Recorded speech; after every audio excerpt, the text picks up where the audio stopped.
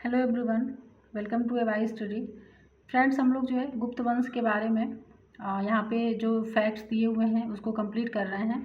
तो आज का जो टॉपिक है वो है कि चंद्रगुप्त द्वितीय विक्रमादित्य के जो सिक्के हैं उसके बारे में देखेंगे। स्वर्ण एवं रजत जो सिक्के थे, ठीक है। तो गुप्त वंश के बारे में हम लोग जो है काफ़ी चीज़ें कर चुके हैं। जो इसके पहले का वीडियो था उसमें काफ़ी कुछ कंप्लीट कर लिए हैं।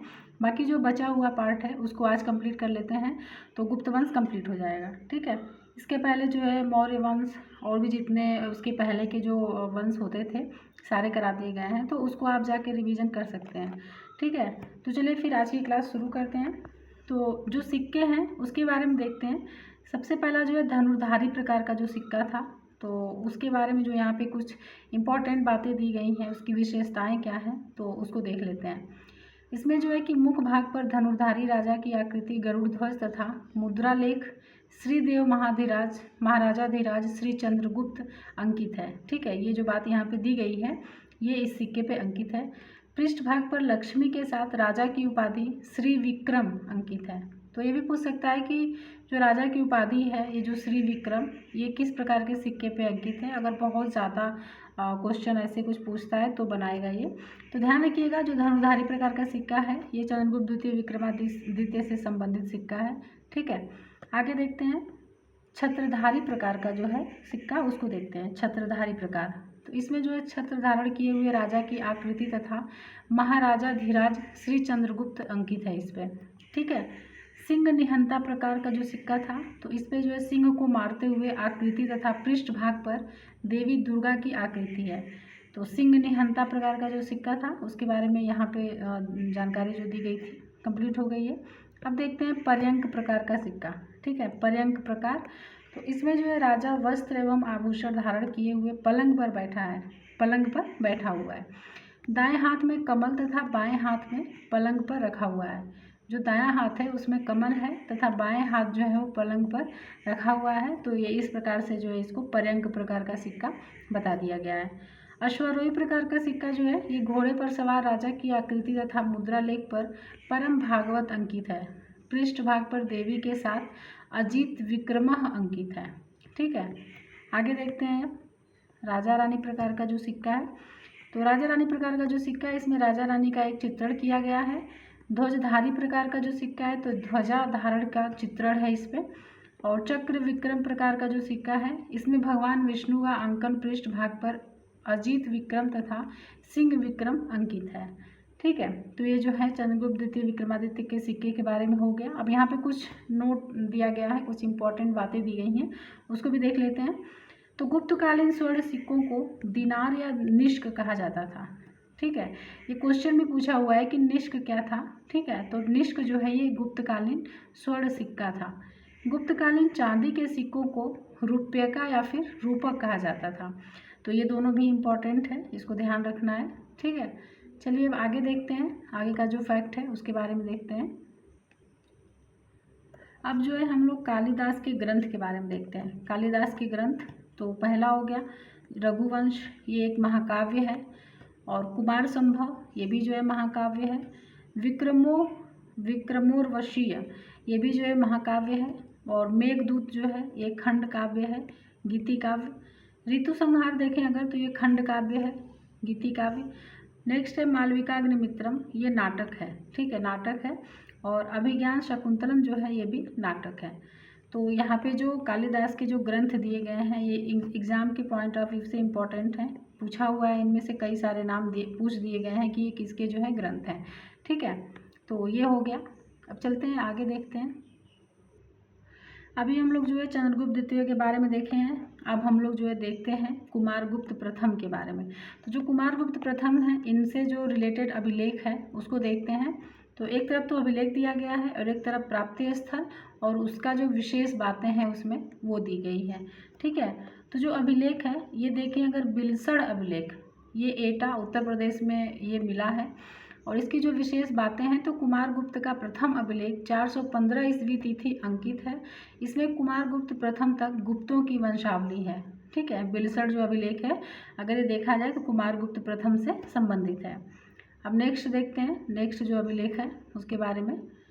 अब यहाँ पे गढ़वा के 2 शिलालेख, गढ़वा के 2 शिलालेख।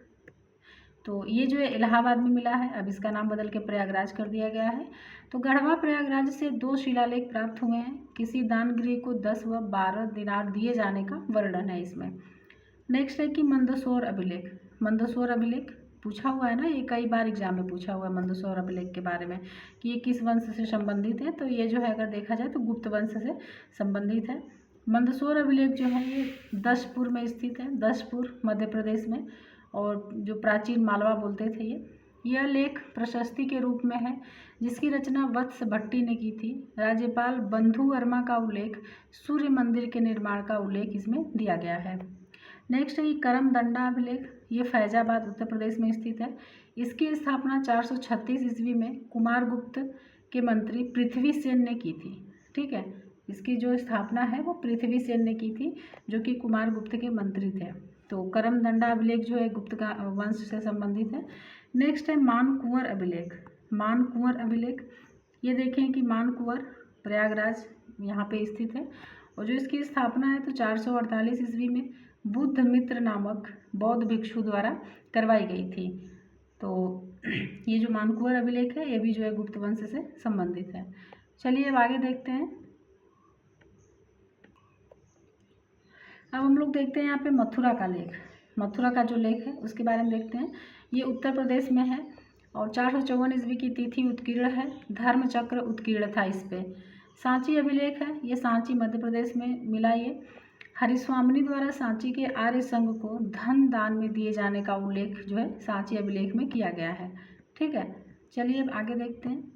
तुमैन अभिलेख, इसका नाम क्या है? तुमैन अभिलेख। ये ग्वालियर मध्य प्रदेश में है। 435 ईस्वी की तिथि अंकित है। इसमें कुमारगुप्त को शरदकालीन सूर्य की भांति बताया गया है। देखिए यहाँ से भी एक क्वेश्चन बन सकता है, अगर आयोग चाहे तो बना सकता है कि शरदकालीन सूर्य की भांति किसे कहते, किसको बताया गया है। तो ये हो जाएगा कुमारगुप्त को। ठीक है, शरदकालीन सूर्य की भांति। और ये किसमें बताया गया है? तो तुमैन अभिलेख में बताया गया है, जो कि ग्वालियर मध्य प्रदेश में स्थित है। आगे देखते हैं उदयगिरी गुहालेख। उदयगिरी गुहालेख ये विदिशा मध्य प्रदेश में स्थित है।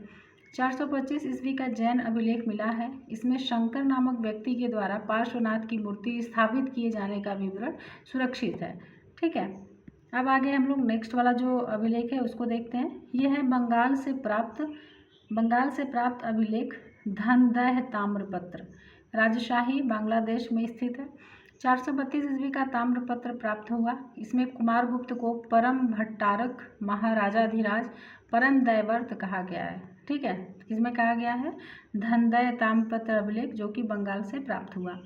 दामोदरपुर ताम्रपत्र जो है ये दिनाजपुर बांग्लादेश से मिला है। इस प्रदेश से पुड्रवर्धन कहा गया है और इसे लेख में कुछ पदाधिकारियों के नाम भी दिए गए हैं। ठीक है, आगे देखते हैं नेक्स्ट जो अभिलेख है उसके बारे में। तो यह है वैग्राम ताम्रपत्र, बोगरा बांग्लादेश से मिला है। 443 ईस्वी का लेख है। इसमें गोविंद स्वामिन के मंदिर के निर्वाह के लिए भूमि दान का वर्णन किया गया है। ठीक है, नेक्स्ट है कि कुलाई कुरै ताम्रपत्र लेख। ये बगुड़ा बांग्लादेश में मिला है। भूमि विक्रय की राजकीय घोषणा का वर्णन है इसमें। जगदीशपुर ताम्रलेख, ये भी जो है बांग्लादेश से मिला हुआ है। ये भूमि क्रय विक्रय का वर्णन है इसमें। ठीक है, चलिए अब आगे देखते हैं। नेक्स्ट जो फैक्ट है उसको देखते हैं। तो अभी तो हम लोग जो है कुमारगुप्त से रिलेटेड जो अभिलेख था उसके बारे में देखें। अब यहाँ पे जो कुमारगुप्त कालीन जो सिक्के हैं, सिक्कों के जो प्रकार हैं उसके बारे में देख लेते हैं। ठीक है, तो अश्वमेघ प्रकार, अश्वारोही प्रकार, गजारोही प्रकार, खड्ग निहंता प्रकार, विड़ाधारी प्रकार, व्याघ्र निहंता प्रकार, धनुर्धारी प्रकार, कार्तिकेय प्रकार, मयूर प्रकार, ये सब जो है वो गुप्तकालीन कुमारगुप्तकालीन सिक्कों के सब प्रकार दिए गए हैं। ठीक है, चलिए अब आगे देखते हैं। अब यहाँ पे इनकी उपाधियाँ जो हैं उसको देख लेते हैं। उपाधियाँ तो अगर देखें तो एग्ज़ाम के हिसाब से बहुत इंपॉर्टेंट हो जाता है। ठीक है, तो कुमारगुप्त प्रथम की अगर उपाधियाँ देखें तो महेंद्रादित्य, महेंद्र सिंह, व्याघ्रबल पराक्रमः, गुप्त कुलाम चंद्र, गुप्त कुल व्योम शशि, श्री महेंद्र, अश्वमेध महेंद्र, शकादित्य, व्याघ्र निहंता, ये सारी जो उपाधियां हैं कुमारगुप्त की हैं। ठीक है, तो ध्यान रखिएगा, ये सब जो उपाधियां हैं इनके बारे में कि किससे संबंधित हैं। चलते हैं अब आगे देखते हैं। यहाँ पे जो है कुछ फैक्ट दिए हैं कि हूणों को भारतीय लोग किस नाम से पुकारते थे, तो म्लेच्छ नाम से पुकारते थे। ठीक है, म्लेच्छ नाम से। हूणों का आक्रमण किस भारतीय ग्रंथ में मिलता है, तो सोमदेव कृत जो कथा सरित सागर है उसमें हूणों के आक्रमण के बारे में मिलता है, इसके बारे में दिया गया है। अब यहाँ पे स्कंदगुप्त कालीन सिक्के, तो स्कंदगुप्त अगर देखें तो ये जो है ना एग्जाम के हिसाब से बहुत इंपॉर्टेंट है, इनसे बहुत क्वेश्चन बनता है। ठीक है, एक तो चंद्रगुप्त द्वितीय विक्रमादित्य से बहुत क्वेश्चन बनता है और स्कंदगुप्त से भी काफ़ी क्वेश्चन बनते हैं। तो इनके समय के जो सिक्के हैं उनको देख लेते हैं। गरुड़ प्रकार के सिक्के, वेदी प्रकार, नंदी प्रकार, धनुर्धारी प्रकार, छत्र प्रकार, अश्वारोही प्रकार, ये सारे सिक्के जो है स्कंदगुप्तकालीन सिक्के थे। ठीक है, चलिए अब आगे देखते हैं। तो अब हम लोग जो है स्कंदगुप्तकालीन जो पदाधिकारी थे, जो प्रमुख पदाधिकारी होते थे जिनको काम बांट दिया गया था, ठीक है, जो प्रमुख पदाधिकारी थे उनके नाम देख लेते हैं। पर्णदत्त जो है ये सौराष्ट्र का राज्यपाल था, पर्णदत्त। सर्वनाग जो है ये अंतर्वेदी यानी गंगा यमुना द्वाब का विषयपति था। भीमवर्मन जो है वो कौशाम्बी का राज्यपाल था। प्रभाकर जो है पश्चिमी मालवा का राज्यपाल था और चक्रपालित जो है ये गिरनार का पुरपति था। ठीक है, ये सब जो नाम दिए गए हैं ये स्कंदगुप्तकालीन प्रमुख पदाधिकारियों के नाम दिए गए हैं। ठीक है, अब यहाँ पे उपाधियाँ देख लेते हैं। सबसे इम्पोर्टेंट बात जो है स्कंदगुप्त से रिलेटेड, तो जो इनकी उपाधियाँ हैं इसमें हो गया क्रमादित्य, परम भागवत जो है, देश रक्षक, सकारद, क्षितिपशतपति। ठीक है, देखिए थोड़ा नाम भी अलग ही है। और नेक्स्ट है विजिताव, निरवनीपति, ये सब जो है स्कंदगुप्त की उपाधियाँ हैं। और एक और उपाधि इनकी जो बच गई है नीचे ये दी गई है विक्रमादित्य, ये भी जो है स्कंदगुप्त की उपाधि है। ठीक है, तो ये उपाधियाँ हो गई यहाँ पे। चलते हैं अब आगे देखते हैं। यहाँ पे भी कुछ दिया गया है, फैक्ट है, इसको भी देख लेते हैं एक बार। किस अभिलेख में स्कंदगुप्त की तुलना चक्रवर्ती राम के युधिष्ठिर से की गई है, तो ये जो है सूपिया लेख में, ठीक है, सूपिया लेख में की गई है। किस जैन ग्रंथ में स्कंदगुप्त को श्रेष्ठ बुद्धिमान तथा धर्मात्मा कहा गया है, तो आर्यमंजू श्री मूलकल्प में कहा गया है। ठीक है, अब देखते हैं आगे स्कंदगुप्तकालीन जो प्रमुख अभिलेख हैं, अब उस अभिलेख के बारे में देख लेते हैं कि अभिलेख जो है कौन कौन से हैं। तो एक तो हो गया जूनागढ़ का अभिलेख, ये तो हर एग्जाम में पूछा हुआ है। जूनागढ़ का अभिलेख किससे संबंधित है, तो स्कंदगुप्त से संबंधित है। कहाँ पे स्थित है, तो गुजरात में, सौराष्ट्र में स्थित है। 455 की तिथि तक हुड़ आक्रमण, सुदर्शन झील के पुनर्निर्माण का विवरण, ये सारी बातें इसमें मिलती हैं।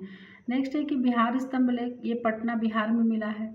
स्कंदगुप्त के समय के राजाओं एवं पदाधिकारियों के नामों का विवरण है इसमें। ठीक है, आगे देखते हैं भीतरी स्तंभ लेख। तो जूनागढ़ अभिलेख और भीतरी स्तंभ लेख ये दोनों बहुत बार एग्जाम में पूछे हुए हैं, खासकर मिलान करने के लिए भी आ जाता है कि कहाँ पे स्थित है और ये किससे संबंधित है। नेक्स्ट तो ये जो है गाजीपुर उत्तर प्रदेश में स्थित है। पुष्यमित्र जाति एवं घोड़ों के युद्धों का विवरण इसमें दिया गया है भीतरी स्तंभ लेख में। और फ्रेंड्स ये ध्यान रखिएगा कि जो खासकर उत्तर प्रदेश में जितने भी अभिलेख हैं या कोई भी ऐसे काम जो उत्तर प्रदेश में अगर दिया हुआ है कि ये उत्तर प्रदेश से रिलेटेड है, तो वो जो है हमारे एग्जाम के लिए काफ़ी इम्पोर्टेंट हो जाता है। ठीक है, तो ये जो भीतरी स्तंभ लेख है ये गाजीपुर में है जो कि उत्तर प्रदेश में पड़ता है। चलिए अब आगे देखते हैं। अब आगे यहाँ पे कहौम स्तंभ लेख गोरखपुर उत्तर प्रदेश, ये गोरखपुर में स्थित है यानी कि उत्तर प्रदेश में ही है। मद्र नामक व्यक्ति ने 5 जैन तीर्थंकरों की प्रतिमा का निर्माण कराया था, ये बात इसमें उल्लेख की गई है। सूपिया का लेख जो है ये रीवा मध्य प्रदेश में स्थित है। गुप्तों की वंशावली घटोत्कच के समय से मिलती है, किसके समय से, घटोत्कच। गुप्त वंश को घटोत्कच वंश कहा गया है, तो ध्यान रखिएगा, ये भी यहाँ पे एक बात नई पता चल रही है कि घटोत्कच वंश जो है वो किस काल को कहते हैं, तो गुप्त वंश को कहते हैं।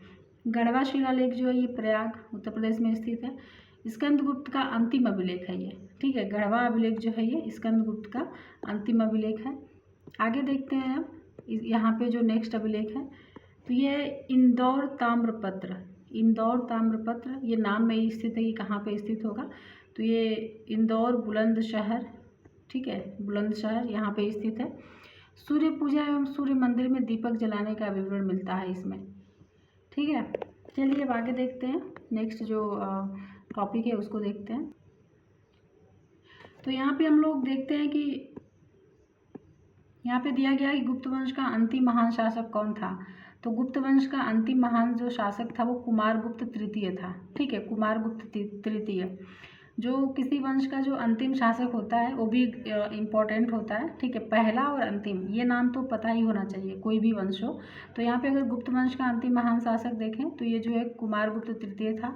और गुप्त वंश का अंतिम शासक अगर पूछे, अंतिम शासक कौन था, तो विष्णुगुप्त था। इसको चंद्रादित्य भी बोलते हैं। तो अगर महान शासक पूछे कि अंतिम महान शासक कौन था, तो कुमारगुप्त तृतीय था। और अगर सिर्फ अंतिम शासक पूछे गुप्त वंश का, तो ये विष्णुगुप्त यानी चंद्रादित्य था। ठीक है, अब हम लोग ये देखते हैं कि गुप्त वंश के बारे में जितनी भी बातें थी, उसके अभिलेख, सिक्के और जो राजा वगैरह जो भी उससे रिलेटेड जो चीज़ें थी वो तो हम लोग कर लिए। अब यहाँ पे देखते हैं कि जो गुप्त साम्राज्य है इसका पतन क्यों हुआ था।